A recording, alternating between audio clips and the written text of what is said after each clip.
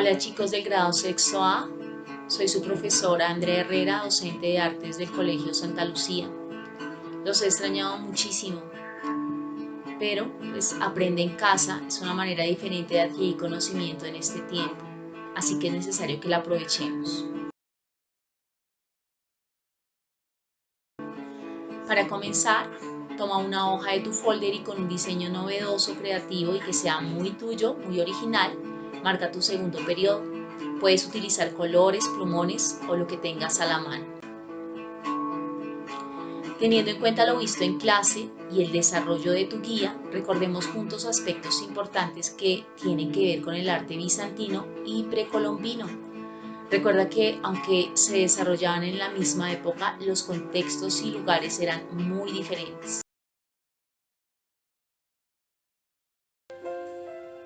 En cuanto al arte bizantino, entonces estaba bajo la protección imperial, por ello buscaba los artistas más representativos del momento. El arte bizantino influenció la arquitectura, pero esa a su vez también estaba influenciada por el arte romano, el helenismo y lo persa. Utilizaba algunos símbolos griegos y utilizaba también especificaciones dentro de sus construcciones. En cuanto a la escultura, se hacía en relieves con utilización del marfil. Respecto a la pintura, esta se hacía en técnicas como el fresco, el mosaico y se hacían pinturas murales y miniatura. En cuanto a las artes menores, la ornamentación con hojas era lo de aquella época.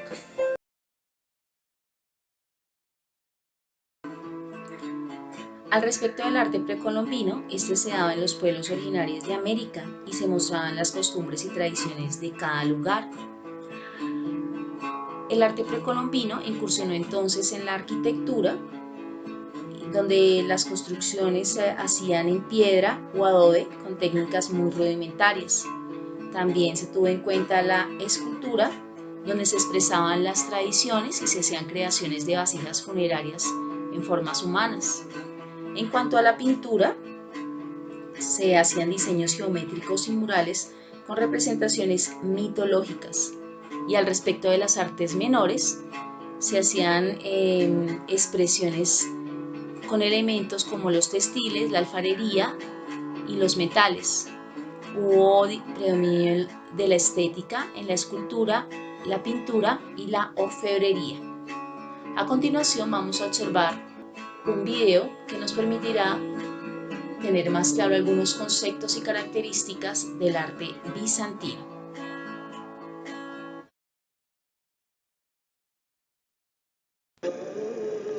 Arte bizantino. Para entender mejor este tema, tenemos que el arte es una expresión del hombre en sociedad. Es un medio de comunicación que refiere sucesos e ideologías. Tiene un punto en común que puede llegar a una parte diferente del alma, a través del tiempo y el espacio. Pero el arte también puede comunicar al hombre con aquello en lo que cree. Hablando en este sentido, la persona que lo crea no lo considera arte, sino objeto de culto y veneración. Así deben de entenderse la mayoría de las representaciones del arte bizantino.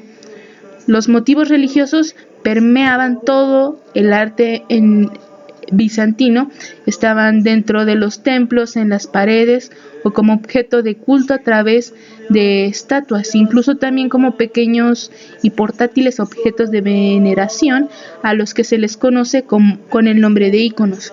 Y pues como verán, el arte bizantino nace y se desarrolla a partir del siglo IV después de Cristo en el Imperio Romano de Oriente, donde florece hasta el siglo XV.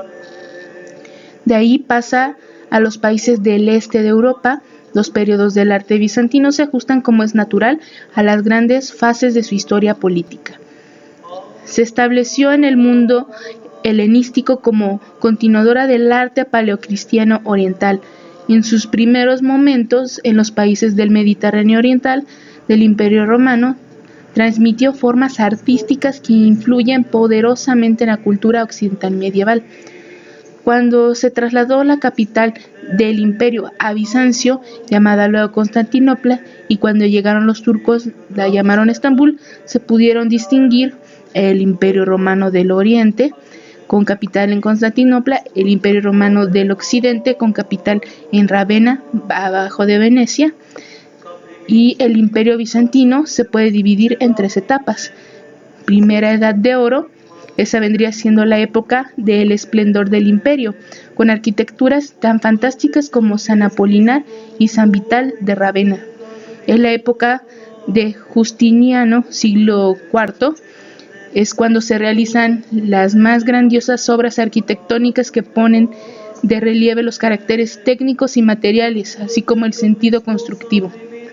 Segunda edad de oro, en donde se incorpora la planta centralizada como elemento principal. Estamos en los siglos IX al XIII, es el momento en el que Bizancio se aleja más de Occidente. La Iglesia se separa de Roma, se produce un proceso de orientalización, naciendo la Iglesia ortodoxa, que no va a reconocer la autoridad del Papa.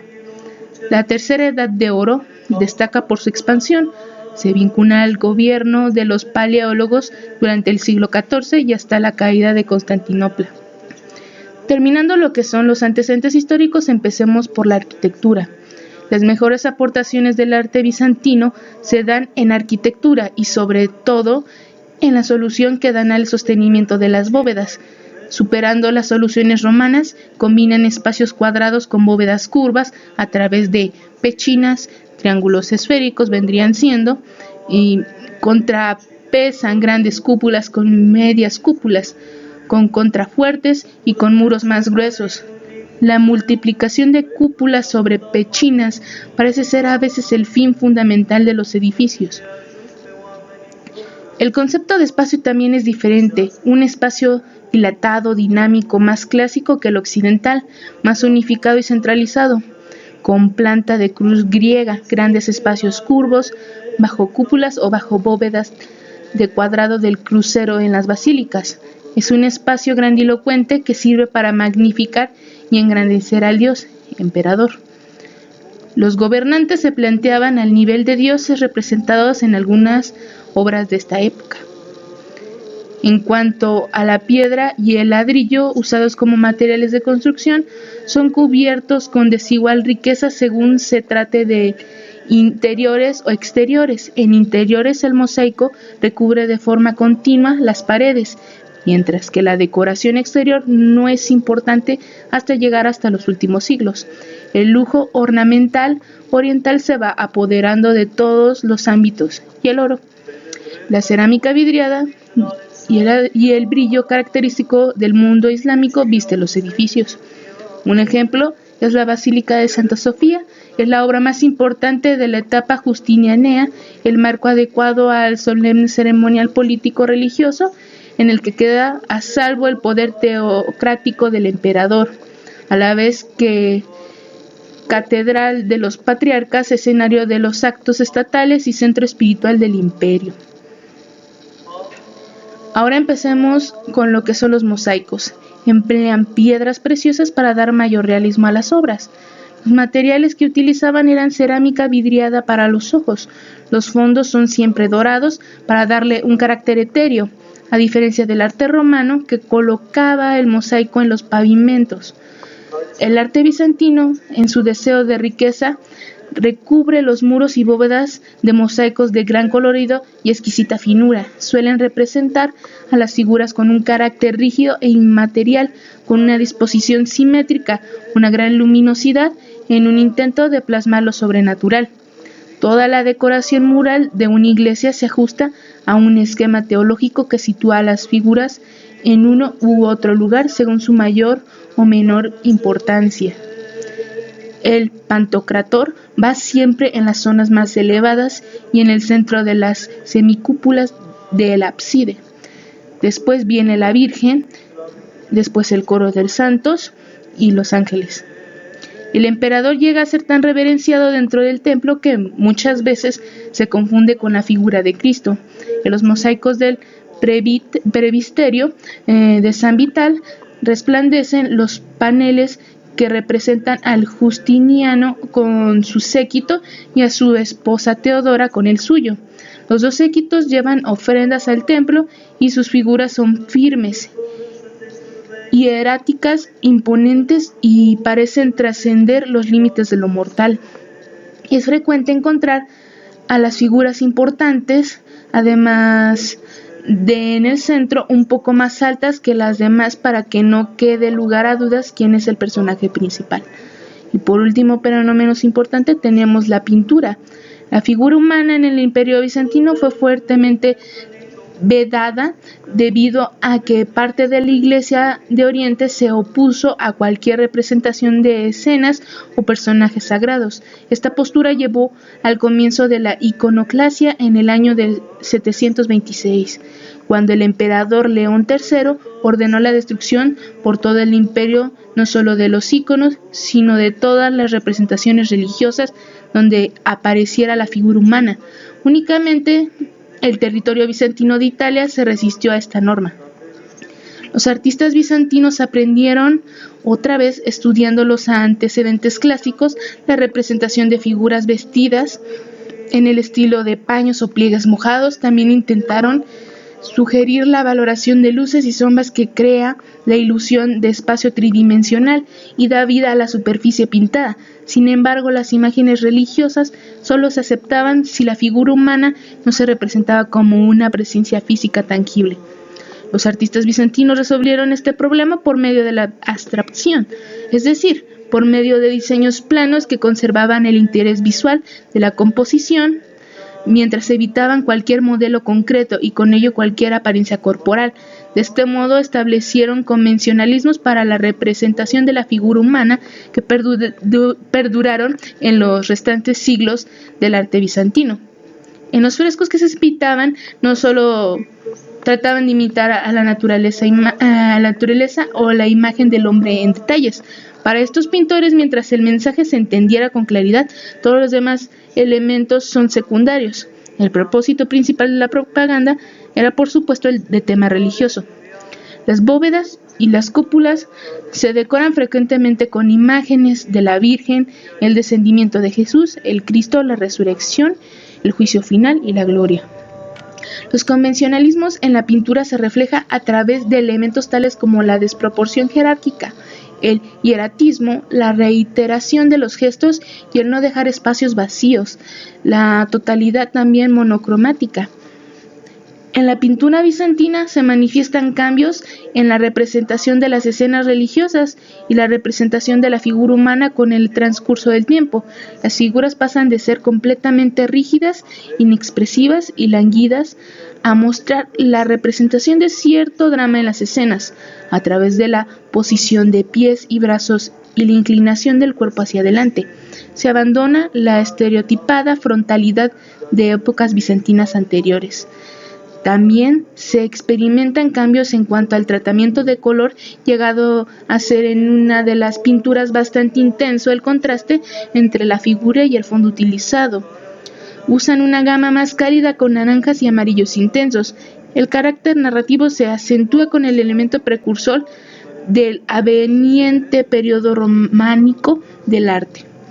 Aquí concluye nuestro breve viaje por el arte bizantino y como el gran pensador Herbert Reed dijera alguna vez, el arte no representa la realidad como un todo, ni todas las apariencias. Al contrario, recoge lo significativo de las experiencias humanas para proyectar sentimientos en distintos niveles por medio de formas significativas y de símbolos. Y tiene mucha razón, el arte ha sido y sigue siendo hasta la fecha el instrumento básico para que la conciencia humana no se marchite.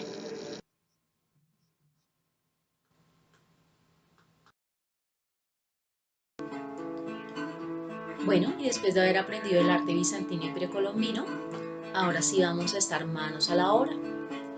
Como primer punto, envía evidencias fotográficas del desarrollo de tu hoja del segundo periodo y del trabajo que se dará a continuación. Segundo, sigue aprendiendo cómo el arte bizantino afectó a nuestro país a través de la siguiente lectura. Te dejo el link ahí. Y tercero, Pega una de las imágenes observadas de la lectura y realiza dos argumentaciones del por qué estas obras arquitectónicas hacen parte del arte bizantino.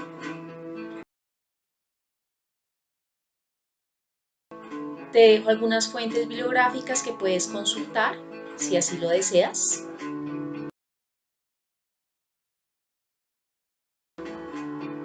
Y bueno, no puedo irme sin antes dejarte una pequeña reflexión. No crecemos cuando las cosas se vuelven fáciles, lo hacemos cuando afrontamos nuestros desafíos. Sabemos que estos tiempos, mis niños, no son fáciles, son tiempos complejos, pero los tiempos difíciles son los que forman nuestro carácter, nuestra vida. Así que mira las circunstancias actuales como una oportunidad para crecer. Por favor, cuídate, cuida a tu familia y muchas bendiciones. Muchísimas gracias por tu atención.